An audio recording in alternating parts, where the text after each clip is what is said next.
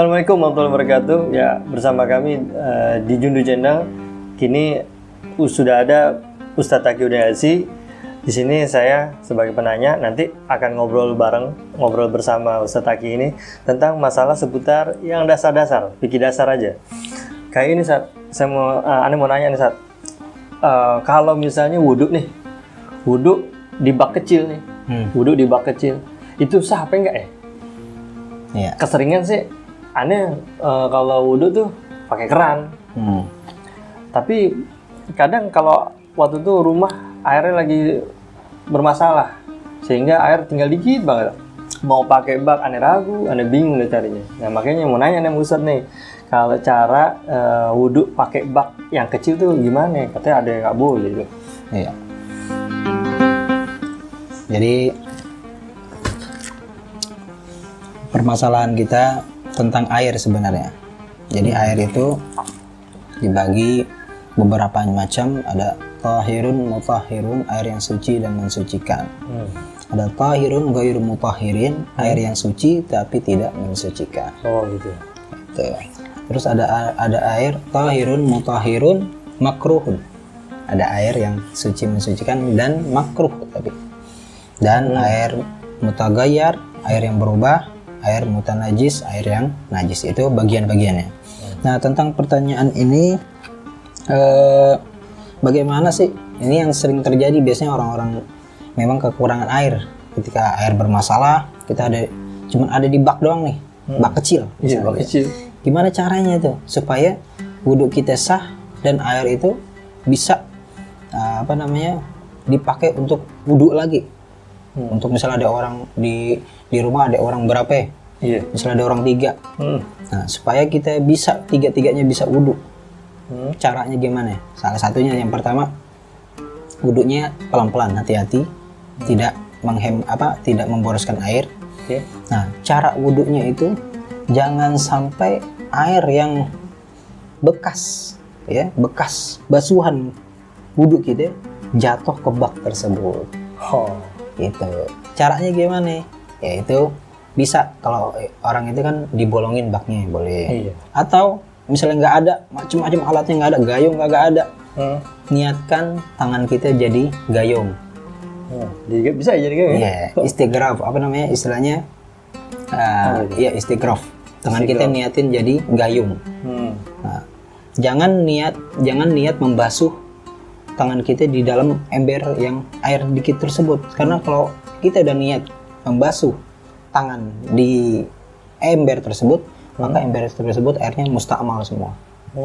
Jadi kalau air sedikit, caranya ambil. Jadi niat kita nih tangan jadi gayung, kita basuh muka kita. Tuh, dikitkan dikit terus sampai rata. Udah rata, nah ini basuhan yang wajib nih. Basuhan yang wajib, jangan sampai air yang ini jatuh ke ember. Itu syaratnya ya? Iya. Pokoknya air yang bekas wudhu kita jangan sampai ke ember.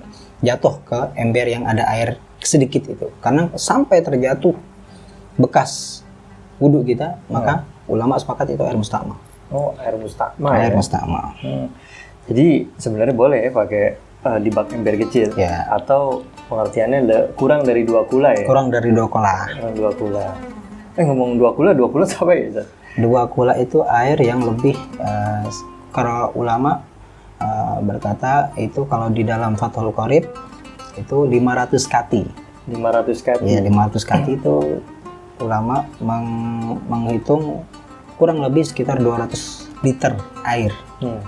Nah, 200 liter air, yaitu ukurannya 60 kali 60 kali 60 cm. Jadi panjang 60 cm, lebar 60 cm, tinggi 60 cm. Iya. Itu 2 kula. 2 kula. Berarti alangkah baiknya kalau kita bikinnya lebih dari itu ya? Lebih dari itu. Soalnya kalau 2 kula pas, ketika kita ambil udah berkurang deh. Iya, jadi berkurang. Tapi kita masih aman kalau pakai niatnya tadi tuh. Ikhtiras ya? Istighraf. Jadi tangan kita jadi gayung. Iya. Oh gitu. Jadi nggak apa-apa ya. Jadi boleh kalau kita wudhu dengan air yang sedikit, dengan ember air, tapi dengan syarat bekas jatuhan airnya itu jangan sampai terkena air yang ada di ember itu, yang wadah yang kecil itu, yang kurang dari 2 kula. dengan niat tangan kita menjadikan sebagai gayung. Itu harus niat ya, kalau nggak niat Iya. berarti nggak salah. Berarti nggak sah. Nggak sah. Nggak sah ya, harus niat. Jadi harus Soalnya kalau salah niat kita basuh aja, itu udah jadi mustakmal udah. Tapi tangan kita harus bersih tentunya ya. Iya. Kan pertama kan dalam sunnahnya itu. Sunnah. Kalau sunnah tuh nggak. Jadi kalau sunnah itu tidak mustakmal dia. Oh, kalau kejatuhan dari tangan yang sunnah wudhunya nggak mustakmal. Ini menarik nih. Jadi basuhan yang wajib kan pertama nih. Nah ini kalau yang jatuh itu mustakmal air itu kalau kena. Tapi kalau ini udah apa namanya basuhan pertama udah sempurna gitu. Nah kan basuhan kedua kan sunnah tuh. Basuhan ketiga sunnah.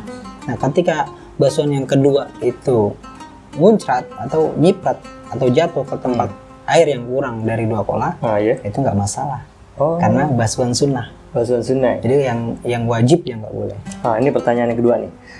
Berkenaan dengan air mustakmal. Kayaknya masih banyak yang belum paham tentang air mustakmal. Termasuk anak pun juga belum paham ya air mustakmal. Anda pikir tuh kalau air mustakmal itu semua anggota yang dibasuh wudhu yang kejatuhan itu air mustakmal saat gitu. Jadi sebenarnya air mustakmal itu yang nggak boleh, yang maksudnya pada bagian apa aja sih gitu? Apakah rukun? Hanya rukun ataukah sunnah yang pertama yang nggak boleh? Nah itu yang masih Anda bingung air mustakmal. Jadi ya pertanyaannya pengertian air mustakmal, kemudian pada bagian apa aja sih yang mustakmal atau yang tidak mustakmal? Itu Zat. Itu pertanyaan kedua Zat. Jadi air mustakmal itu air yang sudah dipakai untuk bersuci, baik mandi besar atau berwudu, atau menghilangkan hadas besar atau menghilangkan hadas kecil.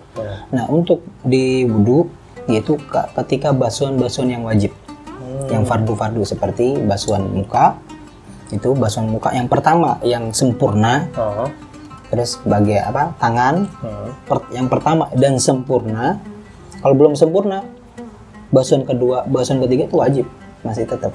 Kayaknya harus dihitung sempurna dulu. Basuhan pertama tuh harus sempurna dulu. Gitu. Nah, jadi ketika basuhan kedua, karena yang pertama tadi sudah sempurna, basuhan kedua itu jadi sunnah. Sunnahkan 3 kali, disunahkan 3 kali. Nah 2 dan 3 itu jadi sunnah. Ketika dia nyiprat yang sunnah ini jatuh ke tempat ember itu, maka nggak mustakmal. Kemudian rambut, basuhan rambut ketika sekali cukup. Yang kedua enggak masalah, sunnah.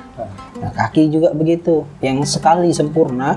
Jadi air yang sekali ini, basuhan yang pertama ini nggak boleh nyiprat atau jatuh ke ember yang air sedikit itu. Kalau itu kan bagian rukun ya. Kalau bagian sunnah gimana? Kalau kuping gitu. Ya kuping. Kuping di awal tuh mustakmal atau enggak? Pada bagian pertama. Semua yang sunnah enggak. Oh enggak. Oh jadi bagian sunnah yang tangan kita pertama. Sunnah tuh. Jadi aman. Kumur. Terus apa bersihin hidung. Kumur pasti keluarin lagi nggak gimana? Nggak mustakmal. Walaupun kalau di tempat ember nggak masalah. Serius? Jadi kita kumur nih, keluarin tempat ember tuh. Cuman kan jorok. Cuman kan jorok.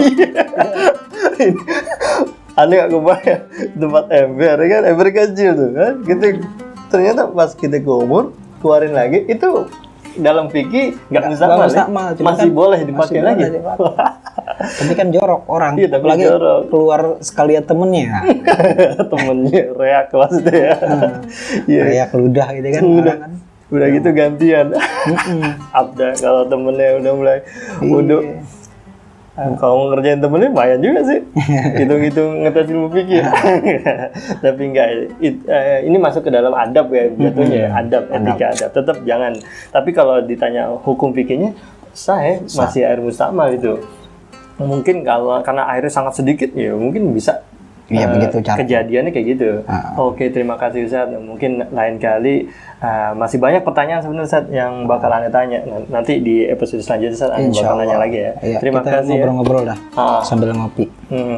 Ya, terima kasih. Nanti kita ketemu lagi dengan Ustaz Taqiyuddin LC di tempat yang berbeda atau di tempat yang sama dengan konsep yang berbeda.